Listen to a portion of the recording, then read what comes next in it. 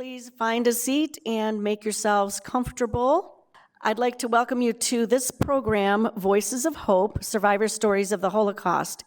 As you know, this summer, we've been very fortunate to have the Violins of Hope exhibit here at the library, thanks to the generosity and ingenuity of the Jewish Community Center of Chicago, and a generous grant from the Siegel Family Foundation and the Palmer Foundation. So we're very grateful to them. The Violins of Hope is a collection of violins that survived the Holocaust, and they have been collected and lovingly restored by Amnon and Afshi Weinstein, who are Israeli luthiers. They are repairers of stringed instruments. So again, we're just very blessed to have this exhibit. And it will be here through mid-September. And after this program, if you would like to take a tour, Jennifer Silk is going to be leading a group. So there's that opportunity as well. And we have a couple of other wonderful programs coming up to round out the Violins of Hope season.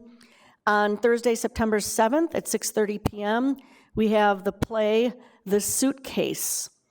And then on September 13th, we'll be saying goodbye to the Violins of Hope and saying hello to the alebrijes, which are papier-mâché, colorful Mexican creatures, which will be on display in the library. So a string quartet from the Elgin Symphony Orchestra is going to be playing music that's appropriate to both Violins of Hope and the alebrijes.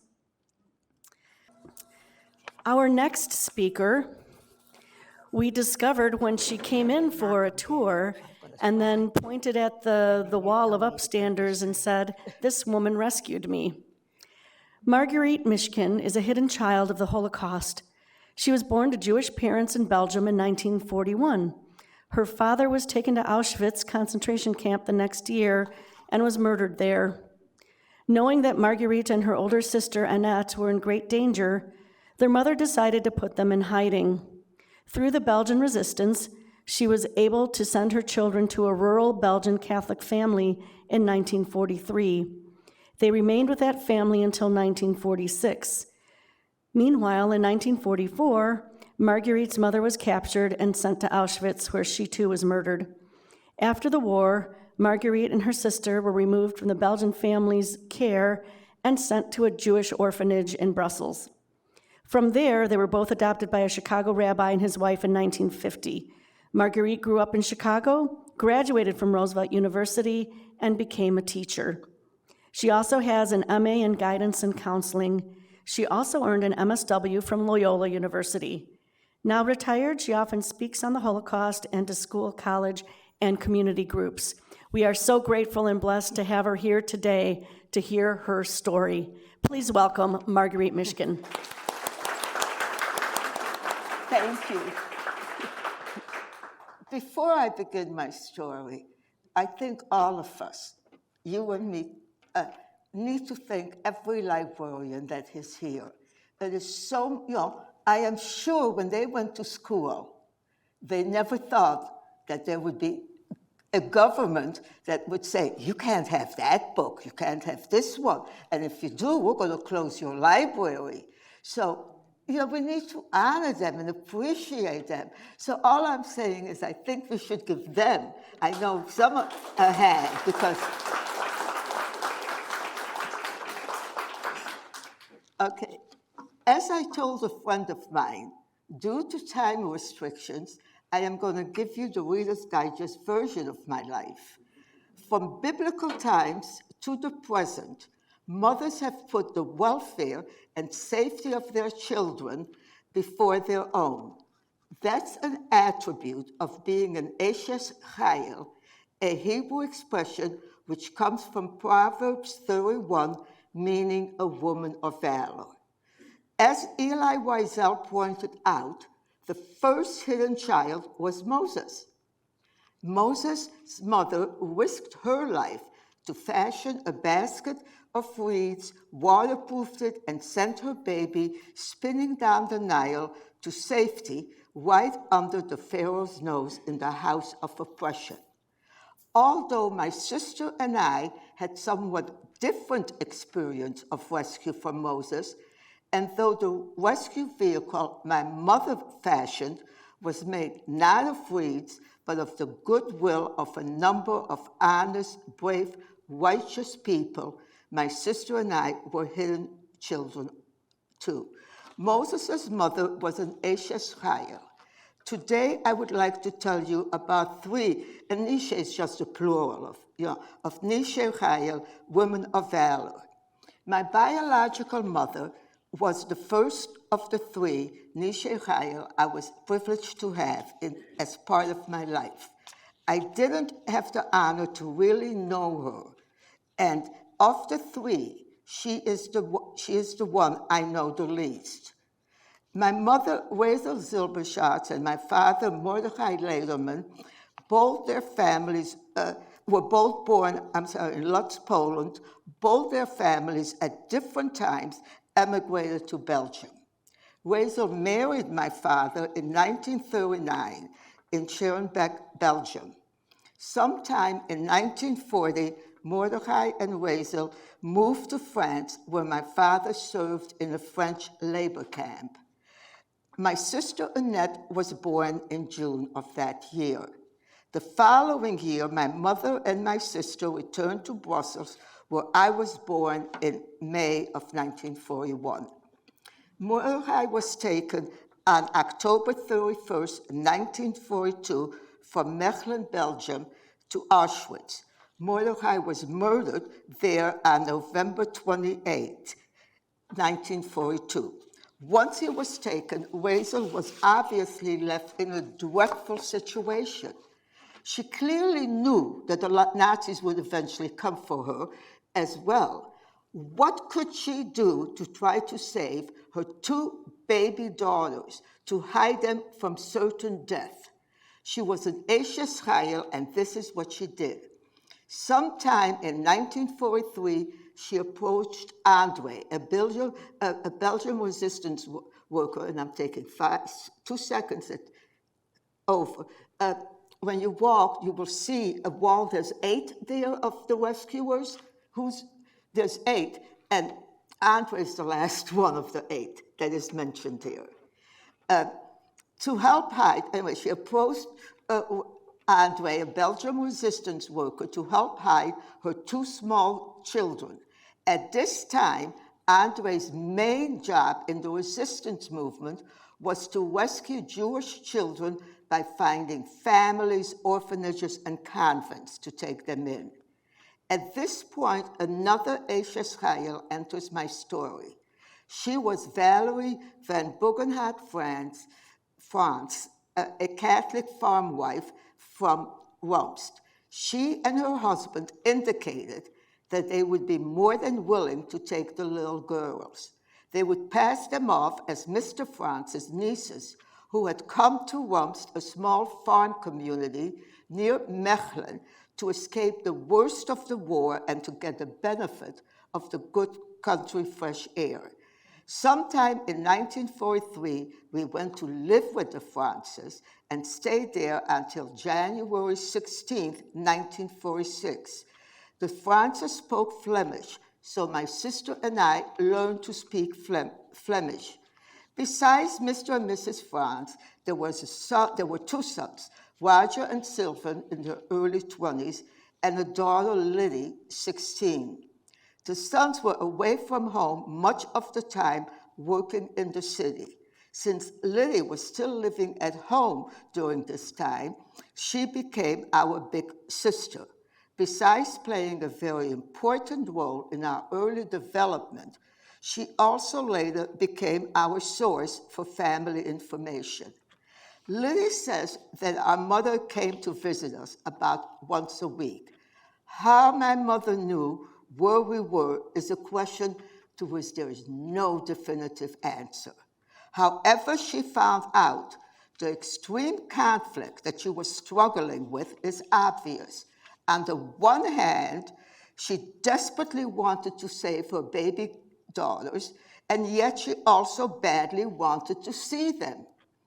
Even though each contact put herself, her daughters, and their rescuers at the risk of discovery by the Nazis, her desire to see her daughters, took precedence over her fear of discovery. The first time she came to visit us at the Francis house, not only would we not go to her, but we also cried and clung to Mrs. France. Lily said that our mother stated this made her very happy because she now knew her children were in good hands, safe, well taken care of, and loved. Our knowledge of human nature tells us both how much anger this action shows on the part of the child and how painful it is for the parent. Enduring this rejection was one of the greatest pains my mother would have suffered. The fact that she did so for my sister and me is part of why she is an Eshes Chayil. On July 31st, 1944, Rachel was put on the last transport to leave Belgium for Auschwitz. She was murdered there sometime in December of 44. Auschwitz was liberated by the Soviets in January of 45. I'm not gonna cry. Every night, Mrs. France would kiss us goodnight. This gave us a feeling of warmth and love that made it easier to endure our mother leaving us with strangers. It was a very loving home, a miracle in that time of horror. Mrs. France was the mother I had the opportunity to love as only a child can love a mother. I am grateful to her memory for giving my sister and me that chance. An example of the futility of judging a whole group of people by their race, ethnicity, religion, or cultural background occurred in the cafe the Francis owned. One of the Nazi soldiers who came regularly took a great liking to me. He would bring me little toys and chocolate whenever he came. He would sit me on his knee and let me play with the insignia and button on his uniform. But at the same time that he was so kind and gentle to me, he would be saying the most derogatory and negative things against Jews. He indicated how much he hated them. They were lower than vermin. They lived in the sewer. They didn't deserve to live. To further indicate his hatred towards Jews, he would state he could smell a Jew 10 miles away. And again, I'm going to interrupt because I'm taking a few minutes from her time. When I speak to kids, because it's heavy, I always say, well, that means he couldn't smell close up. He could, he could only smell far away. I mean, why else? Anyway, how fortunate for the Francis and me, he did not know that I was Jewish. I would not be alive today to speak to you, and the Francis at best would have gone to a concentration camp and at worst would have been killed. In 1945, the war ended. Since my mother did not come back, we continued staying with the Francis, who wished to adopt us. According to Liddy, they went to the local bishop, but he refused to give them adoption papers for us. Whatever the cause, we remained with the Francis until January 1946. Meanwhile, the Jewish social services were searching for and finding hidden Jewish children all across Europe and trying to reclaim them as members of the almost extinguished European Jewish community. On a cold day in January, Mrs. France took my sister and me to the Jewish orphanage. I remember walking with her and my sister. Mrs. France was crying, and this caused my sister to cry also. I wondered why they were both crying, but was determined not to cry, because big girls don't cry. I'm not big anymore. We arrived at the orphanage. Thinking back on it now, I realized when we were taken from the Francis, we were relinquishing not just their family, which was the only family we had ever known, but our feeling of being in a family, period. It took us many years to reestablish that feeling, each of us sisters in our own way. I became a rebel, and my sister Annette became an adapter. The memory that is most vivid is Mrs. France begging our new caregivers not to cut our hair. She had always fussed and taken great pride in her ability to keep our long hair clean and neat. They promised they would not cut it. The very first thing they did after Mrs. France left was cut our hair. This was a symbolic act of betrayal and trust on their part, which was absolutely traumatic for me. My mother, for the best of reasons, had already given us up by entrusting us to the Frances. But to a child, it still felt like abandonment and betrayal. What loving mother would give up her child? Now it was happening again. I could not understand why she would leave my sister and me in such a huge, cold place if she really loved us. Why would two different people who claimed to love us and did leave us? A child that young would not be able to understand any explanation. She would just feel lost and abandoned. The haircutting, which might seem minor, but is a visual, tactile, concrete act, took on all the other betrayals. From 1946 to 1950, my sister and I were in a series of 3 orphanages. The third only for about 6 months while the final arrangements to bring us to America were being made. The few memories that I will be sharing are those of the first 2 homes. I cannot tell you with certainty which image belonged to which home. The first one was in Brussels. So once again, we had to learn to speak French. Lily said we quickly forgot our Flemish, and when they came to visit us the first time, we could no longer communicate with them. Every time our caregivers changed, so did our language. Even the one aspect that could have given some comfort and made us a little less afraid was denied to us. No one could help us understand the traumatic events that were swirling around our lives. Okay, no one could make any of our transitions easier. Confusion and bewilderment were our only companions. The other home was in Antwerp, so once again, we had to learn to speak Flemish. Let me share only a few memories of my time in the orphanage. I remember all of us standing in line to have our eyes examined and teeth examined. It was at this examination they discovered I needed glasses. I received the glasses, but for my leave-taking to America, I was forced to leave them behind. I was told people in America did not want children who wore glasses. This was an inauspicious beginning for a scared little girl who did not know where she was going and what was going to happen to her. One time, we all had our pictures taken to be sent to America so that someone or some group, so to speak, could adopt us and send us packages. There was great excitement as the pictures were being taken because each child hoped to be adopted and start receiving goodies.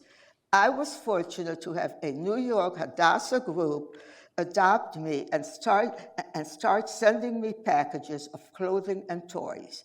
The items I remember best this group sent to me was a doll and a ball. When we went up to the dorm room, there was a box on my bed.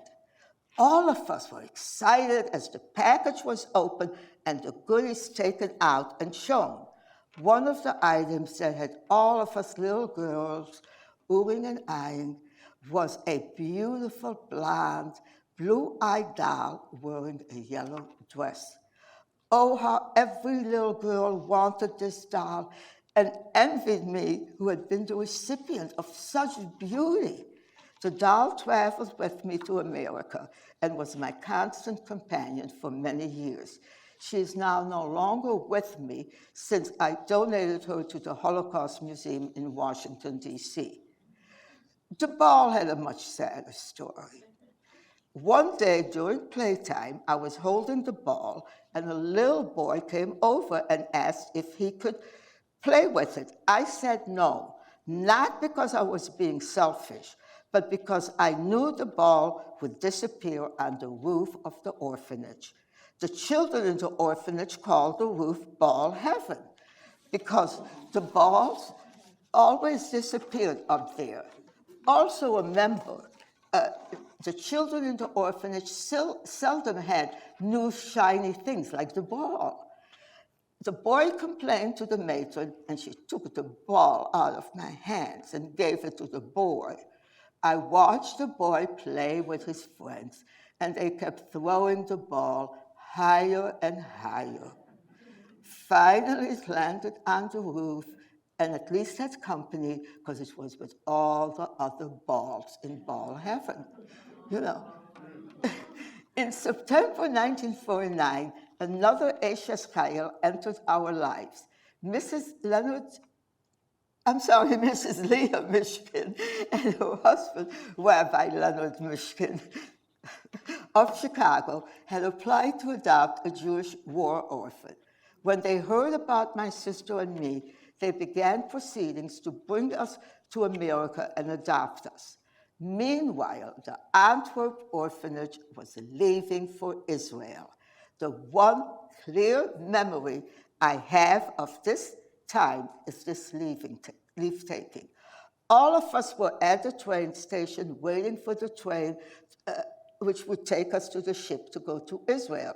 Some of the children were leaving a parent or other relative behind who was unable to care for them. There was much confusion and commotion, including many of the children crying. This one time, I too started to cry. One of the matrons, seeing me cry, told me I had no reason to cry since I wasn't leaving anyone behind. This was not accurate, since in fact we were leaving the Frances, who loved and cared for us during our formative years and whom we loved as only children can love. At this point, it is important to think about what the idea of train travel itself meant to the adults and children from the orphanage. For them, getting on a train was not a neutral experience.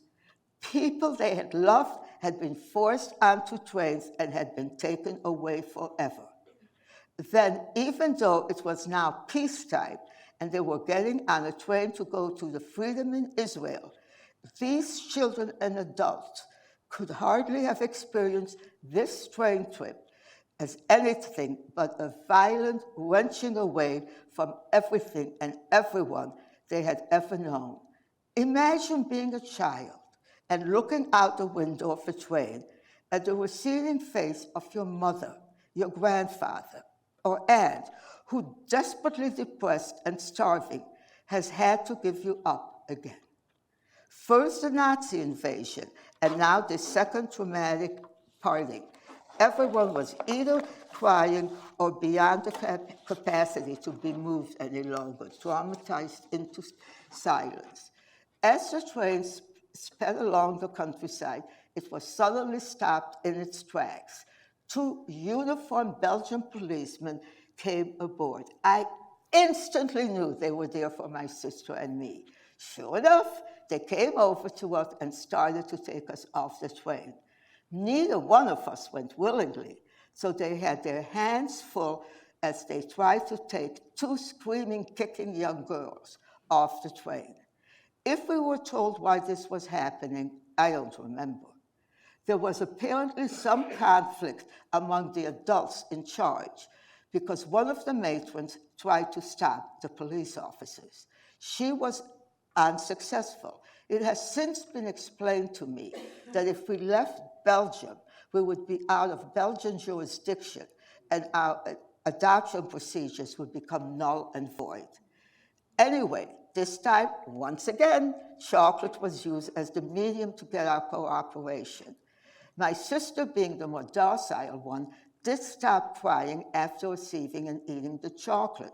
For me, it worked only while I was actually eating the candy. Try eating candy and cry. Once finished, I again started screaming as we waited in this little station for the next train to take us back to Brussels to go into yet another orphanage while we waited for the paperwork to be completed and processed so that we could begin our journey to America, where a new language, a new set of parents, and a new life awaited us. We had to wait until the agency that had arranged the adoptions found someone to watch us on the ship. The lady, whose name I have long forgotten, had her little dog with her. She was allowed to bring her dog because he had saved her life during the Holocaust.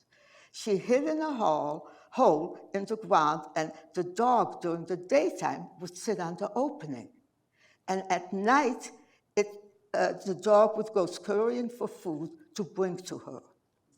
The ship departed Rotterdam, Netherlands on May 16, 1950, and arrived in New York Harbor on May 27, 1950, with a stopover in Canada. Our first days in this country were not easy. We spoke no English, surprise, and the Mishkins spoke no French. But we managed to get along in a mixture of Flemish and Yiddish until our English skills improved. Mrs. Mishkin was the mother I had the opportunity to know the longest, and also the one I was able to love and admire as an adult. She also made it possible for us to view Judaism positively and to understand and appreciate its beauty. Leah Mishkin and Aisha Chayil helped my sister and me to become centered, mature women, each in our own way. As the Talmud states, whosoever preserves a life is considered as if he has preserved the entire universe. Because Moses' mother was an Aisha Chayil, his life was saved, and through him, the life of all the Hebrew people. The Nishe Chayil, who saved my sister and me, have had an effect far less dramatic, but still very important to many lives. My sister became an exemplary wife and mother of 5 and grandmother of 27. And had she lived longer, she at this time would have been a grandmother of 6, and let me tell you right now, way more will be coming. Not all the grandchildren are married yet. My sister was an Esh Israel in the Jewish community. That was her contribution, her giving back. Part of my contribution, my giving back, and my gratitude is simply to tell our story, the story of Fraser Lederman, Valerie Franz, and Leah Mishkin, 3 righteous and heroic women, my beloved, okay, I can't say it, Nishe 3 women who had a moral compass and were upstanders. The world still needs healing. It still needs righteous and heroic men, women, and children who will choose life, who will choose justice and mercy daily in their own lives. I am here because people made those choices under some unimaginably hard conditions, but they did so. Our lives are less traumatic than the life of my rescuers, but we still have choices to make. So then the question for all of us here is, how do we show our moral compass and that we are upstanders? I'll take that water because I'm going to die. Oh, thank you. Thank you. I'll take the water. The water. The water. Questions and answers? Yes. Yeah, any questions? Go for it. If I can't hear, I hope one of you can. I'm old, I wear hearing aids. Go ahead. Any bitterness at all? How did you overcome that? I'm sorry, how did I overcome? Bitterness. You seem to have no bitterness. You know what? Despite your experiences, Oh, how did you overcome that? You know why? Because there are 24 hours in a day. If I spent, let's just say 2 hours being bitter, that's 2 hours that I could be doing good. It's 2 hours that I could be talking to my friends, or just doing my needlepoint, or playing with my baby boy. That's my dog, everybody. Before you all think I have a baby boy. Can I ask you to open it? Thank you. I'm very weak. These bottles too. Yeah. Thank you. Thank you very much. Oops. Thank you. Any other questions? I'm willing to answer anything. This, as I said, is a Reader's Digest version. Yes. Are you in contact with? With that original family? Yes. The answer is, as a Jew answers, yes and no. I was for quite a while, but the original 5 members have since died. And there were 2 2 granddaughters. There might have been more, but there were 2 I knew of. And one actually is only 5 years younger than I am and was named after me. But her aunt, which was the daughter of the family, once told me and my sister that this woman leans more, shall we say, towards prejudice. So at this time, and again, you know what? You don't know language, you're lost. I mean, and I forgot my Flemish.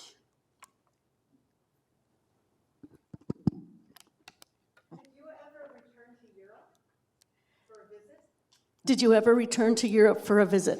Well, I went there, whoops, I thought that was not the floor, I thought it was something else. Thank you. I did, I think, but certainly since I use my friend over here, my walker, I have not done any traveling because it's hard I did one time go to Baltimore, but that's nothing, I did go back, and when I would go back, I would indeed see the family. The last time, as I said, nobody was alive, and except the granddaughters. And did we see both of them, or just we saw both of them? But also, when I went, and the mother died first, and when I went, the daughter was still alive, the father was in a nursing home, and let me tell you, cleaner than clean. I'm going back to Belgium to be in a nursing home, definitely. And the 2 brothers the daughter was talking to the father. Nobody else was talking to anybody else. And, it broke my heart. I remember them as this wonderful family, they got along famously and so on. And people are people, they're human beings. And, and I think the daughter told me it all dealt with money, which usually is the case in families. They stop talking because you got more money than I did. And I helped Mom a lot more than you ever did. That was sad, yes.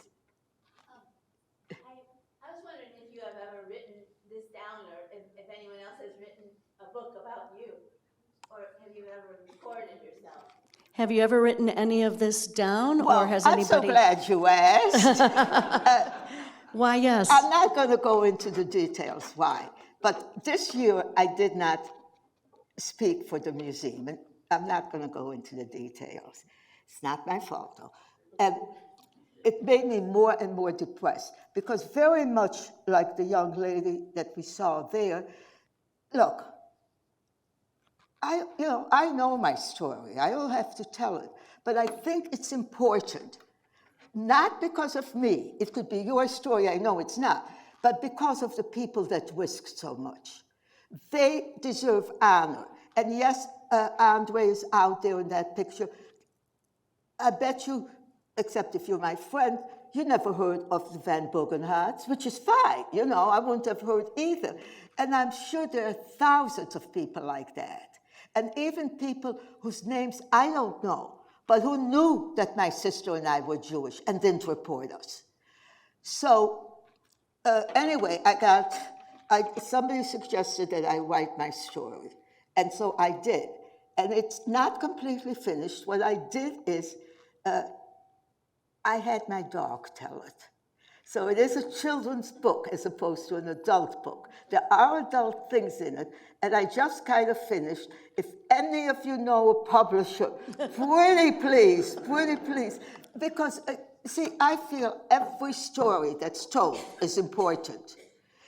First of all, it gives a total picture. I mean, I don't know how many of you have ever heard somebody else who was in an orphanage talk. I'm just saying, you know. And again, it's not me. It could be Jane, you know, Mary. I'm just saying. So, and actually, I think I did a pretty good job. I mean, yes, it needs editing. I mean, I have the first version of it, you know. But so if any of you, and I looked up publishers. You know what? They don't accept unasked for manuscripts. So, oh, well, Linda and her friend, I have part of my story in a book, which the library carries, I believe, because I think you looked it all up. It's called, but I belong to a hidden children's group, and 24 of us wrote our stories.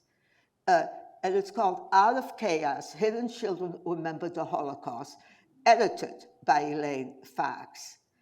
But I want my book written instead. So any of you publishers? Technically, it's a baby boy's book, right? Yeah. Yeah. So you should let us all know your contact information and, you know, the name of your book, you know, on a piece of paper so we can write it down. I don't have enough, two things. One, I don't have enough money to self-publish. I could do, what's that they always do now? You know, to ask for money online. GoFundMe. Yeah, I could do that, but no. But secondly, if a publishing house takes it, it will be publicized more than if I do it myself.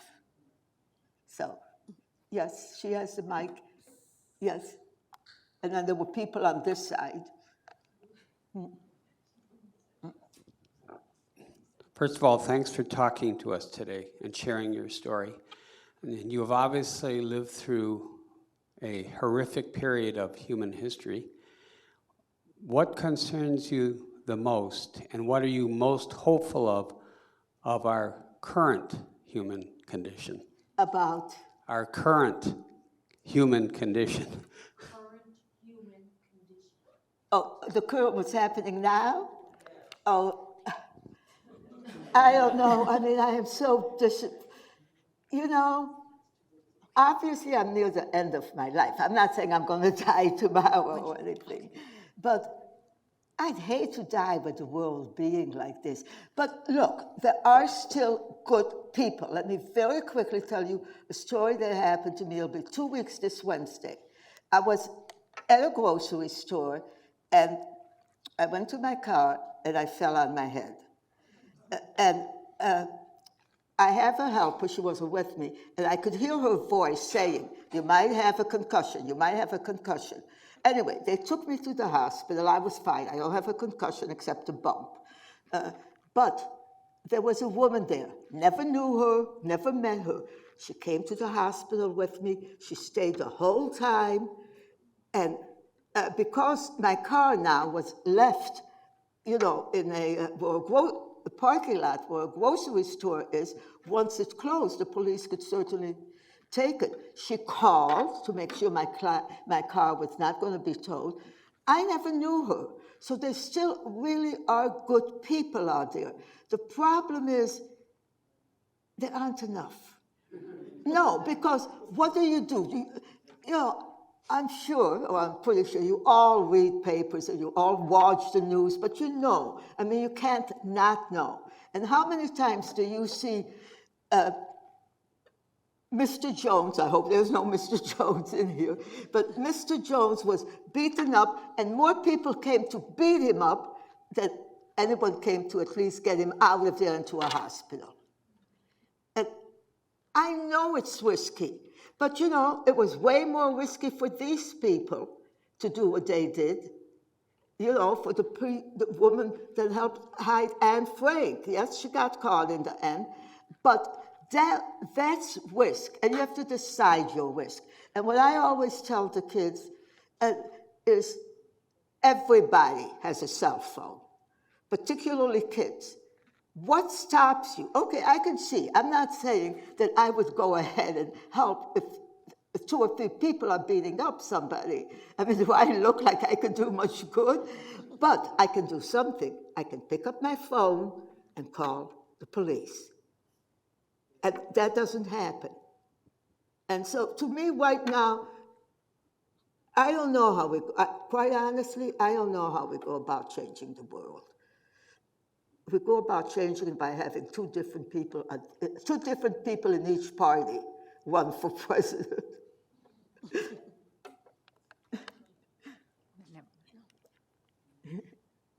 Okay, Hi, I don't know if you can answer this, or perhaps maybe this is a question for you, but were you aware of Andre's photo up in the bystanders area when you came to see the exhibit? Oh, I was one of the first. You know that she was up there. Who was up? Her picture, Andre. I don't know. She was certainly here when I came the first time.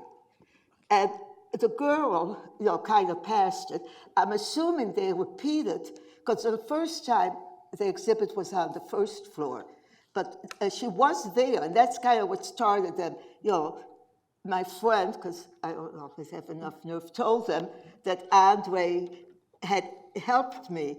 And so then we started talking, and they asked if I would speak, and so on. Andre's picture is still up there with the upstanders. Good. So you can see it if you take a tour. Okay, one more question? Have you had a chance to rediscover your doll that you sent to the Holocaust Museum in Washington?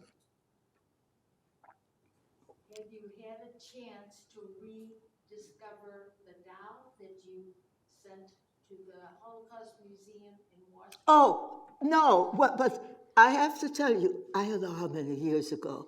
I want to say 91 or 93. The Holocaust Museum in Washington had an exhibit, and then it also became a traveling exhibit of hidden children. And I actually had another doll that looked like a soldier almost. He had a red little vest and little buttons down here, and I can't remember. And I gave them that also. And that they showed at that exhibit. And then much later, I didn't realize that the exhibit came to Chicago, and they wanted some pictures of us, of all of us hidden children. And I had that picture with my sister holding that little soldier, not me, and walking with my mother. So I'm assuming my mother gave her the picture, gave her the doll. What about that other doll? That other doll is in, no. She's seen better. She no longer recognizes me.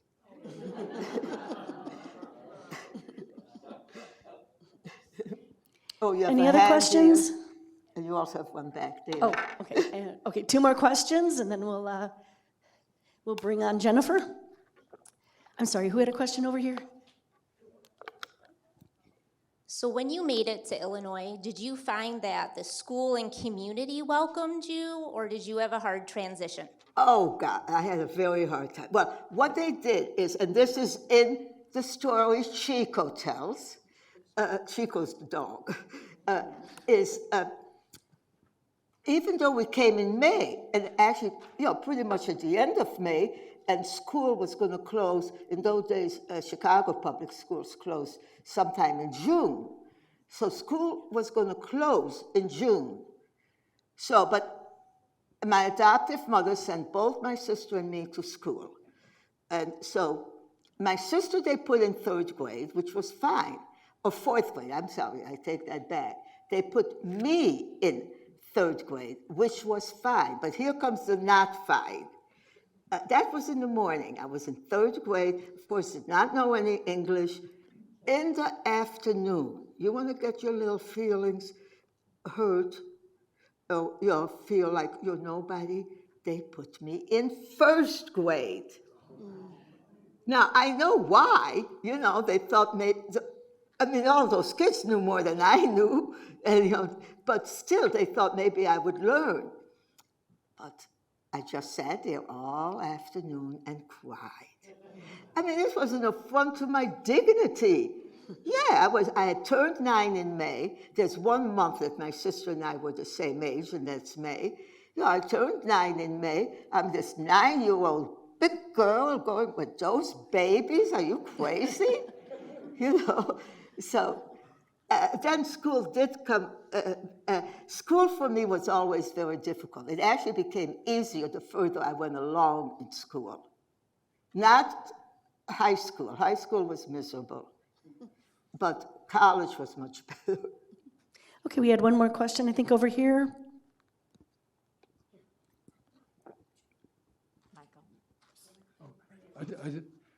Could you say a few words about your career as a teacher? Yes. Yeah, would you tell us about being a teacher? Well, I was a high school teacher in Chicago.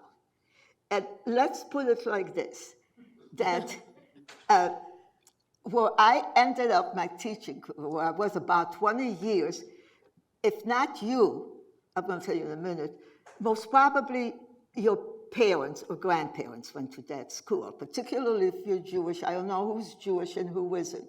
I taught at Marshall High School. You see, everybody, people, and the problem was that when I first started teaching, there wasn't this real big issue between blacks and white. We all respected each other, or most of us. There were always some. I'll never forget when King died, or was murdered, I should say. I'm sorry about that. But King was murdered. I was at another school, Austin. And my division was pretty much half and half. And they wanted us to have a discussion with the division. So I did. And what I found so surprising is this one black young man said, well, when you, meaning white people, when you walk in our neighborhood, you have nothing to be afraid of. But when we walk in your neighborhood, we have something to be afraid of. And it was like a real eye-opener to me. That, I knew, I wasn't, again, that naive at that point. I was pretty, I was already an adult. That certainly blacks, if they walked in a white neighborhood, particularly an ethnic white neighborhood, yeah, they might be in trouble. But I also felt that whites, if they walked, into a black neighborhood, might also be in trouble. And so it's really how we perceive things. This young man perceived he would be in trouble, but that I could go to his neighborhood and everything would be fine.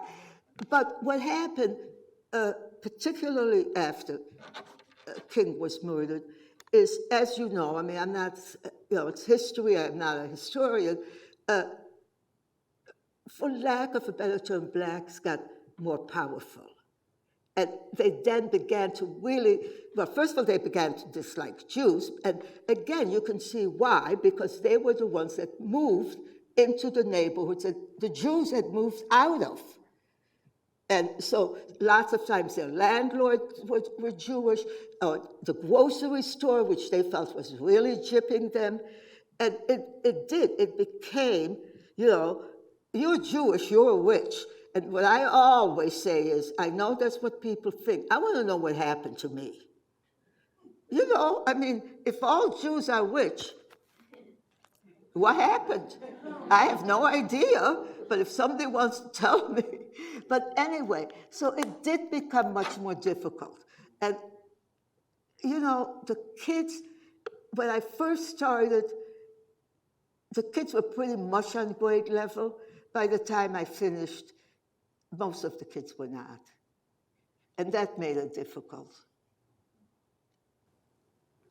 Well, you've been wonderful.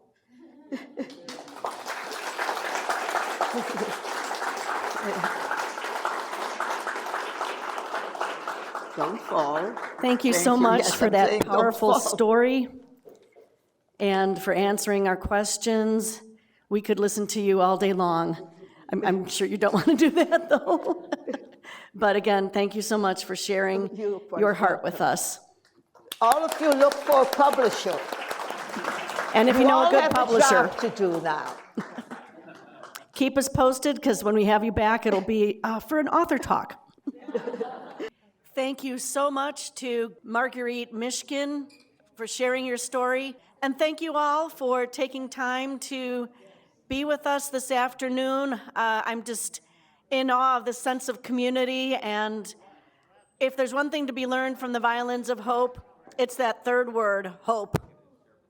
Go out there and spread hope.